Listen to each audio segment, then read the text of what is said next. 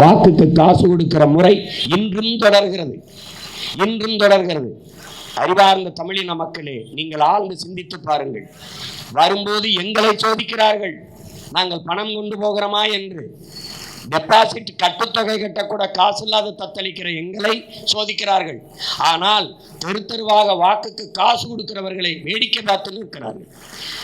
மாற்று அரசியல் என்று உங்கள் பிள்ளைகள் சொல்வது, அடிப்படை அமைப்பு அரசியல் மாற்றம் என்று உங்கள் பிள்ளைகள் சொல்வது, ஒரு வேட்பாளர் ஓட்டுக்கு காசு கொடுத்தார் என்று தெரிந்தால் அவரை பிடித்தால் 10 ஆண்டுகள் தேர்தலில் நீக்க தடை என்ற நிலையை உருவாக்குவதுதான் இங்கே மாற்றம். அது இல்லை என்றால் இந்த தேர்தலில் அவர் அதிகமாக காசு கொடுத்து விட்டார் என்று தொகுதியில் தேர்தலை இடைநிறுத்தம் செஞ்சு மறுபடியும் தேர்தலை வைத்தால் அவரே மறுபடியும் தேர்தல் நின்று வெல்கிறார். இந்த சூழலை மாற்ற வேண்டும் என்று சொல்கிறோம். அதுதான் மாற்றத்திற்கான அடிப்படை அமைப்பு அரசியல் மாற்றம் என்று சொல்கிறோம். வாக்குக்கு காசு கொடுத்தவர்கள் வாங்கியவர்களில் 1 ஆண்டு சிறை என்றால் யாராவது ஒருவரை சிறைபிடித்து நீங்கள் பார்த்திருக்கிறீர்களா? யாராவது ஒருவரை சிறைபிடித்து பார்த்திருக்கிறீர்களா? ஒருவரை. ஆனாலும் இந்த முறை ஜனநாயகத்தில் இது எப்படி சகித்துக் கொள்வது? எங்கே நேர்மையான அரசியல், நல்ல ஆட்சி எப்படி அமையும் என்பதை நாம் சிந்தித்து பார்க்க வேண்டாமா? அதற்கு இதை விட்டால் ஒரு தருணம் இருக்கா? எத்தனை காலத்திற்கு அநீதியை சகித்து நாம் பொறுத்து போவது? அடிமை எப்படி உருவாகிறான்? அநீதியை எதிர்க்கு துணிவில்லாதவன் அதை சகித்துக் கொள்கிறான். தொடர்ச்சியாக சகித்துக் கொள்பவன் அடிமையாகிறான். இதுதான் அடிமையின் பிறப்பு.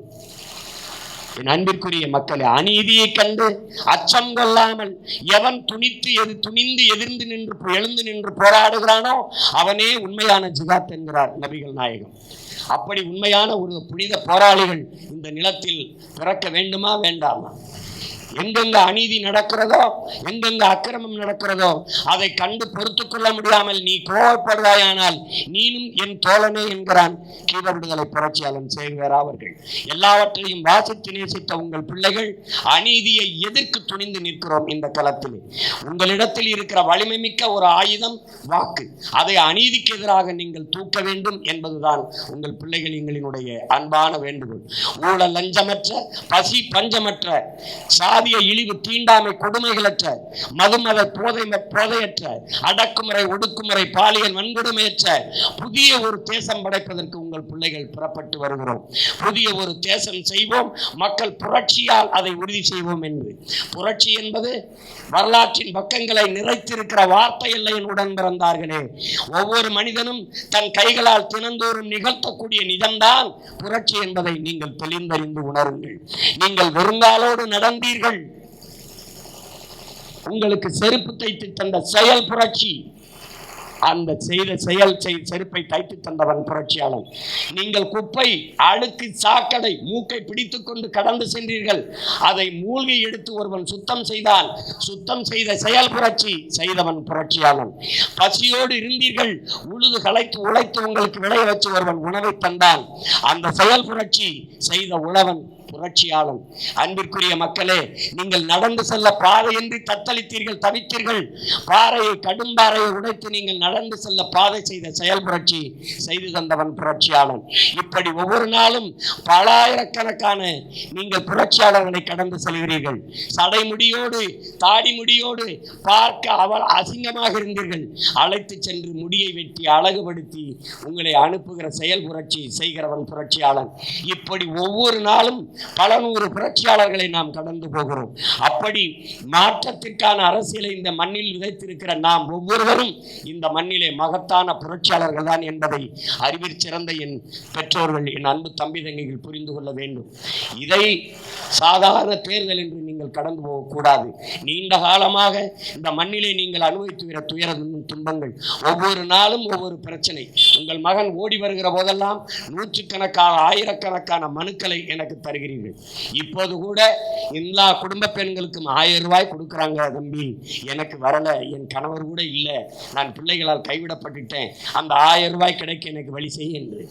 எண்ணற்ற தாய்மார்கள் எப்படியாவது இந்த மதுக்கடையை மூட செய்ய மாட்டாயா என்று கெஞ்சிய தாய்மார்கள்.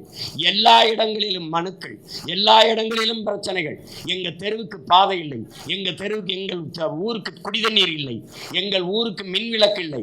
இப்படி எண்ணற்ற பிரச்சனைகளை மனுக்களாக கொடுத்ததை நான் பெற்று வைத்திருக்கிறேன். ஆசிரியர் பெருமக்கள் போராடினார்கள், மாணவர்கள் வீதியில் இறங்கி போராடினார்கள், செவிலியர்கள் போராடினார்கள்.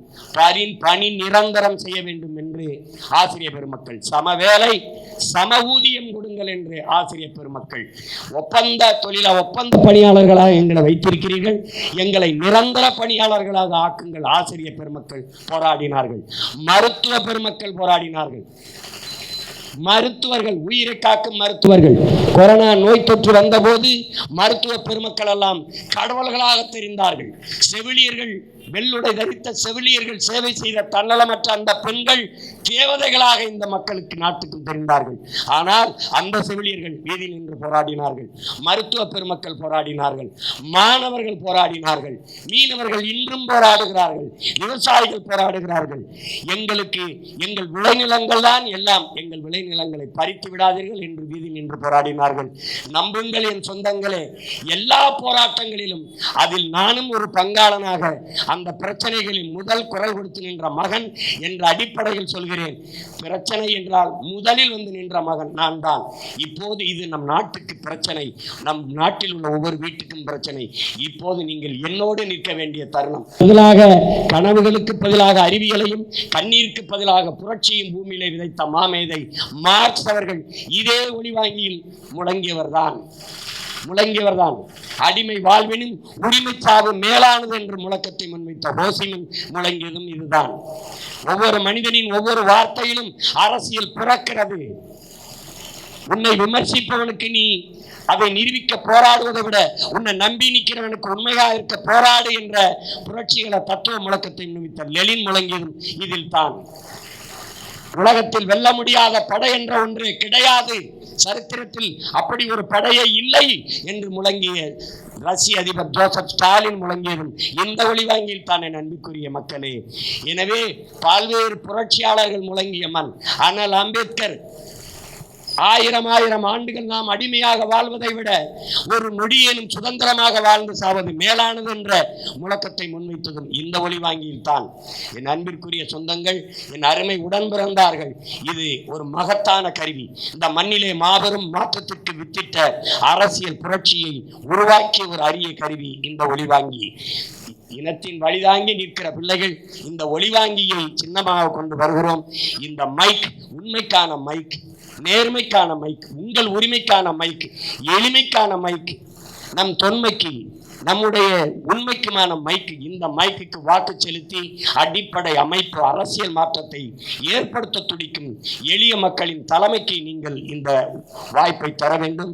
மைக்கு சின்னத்திலே விருதுநகர் நாடாளுமன்ற தொகுதியின் வேட்பாளராக நிற்கிற என் உயிர் தம்பி கௌசிக் அவர்கள் படித்து கொண்டிருந்தார் கேரளாவிலே.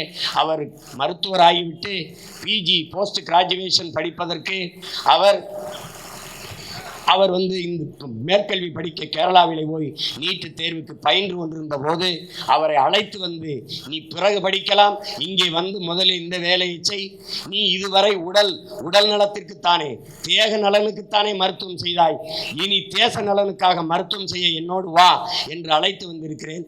என் எளிய தம்பி, வயதில் மிகவும் இளையவன், ஆனாலும் அண்ணன் அழைத்த பொறுப்பை உணர்ந்து இந்த நிலத்தில் நின்றிருக்கிறான்.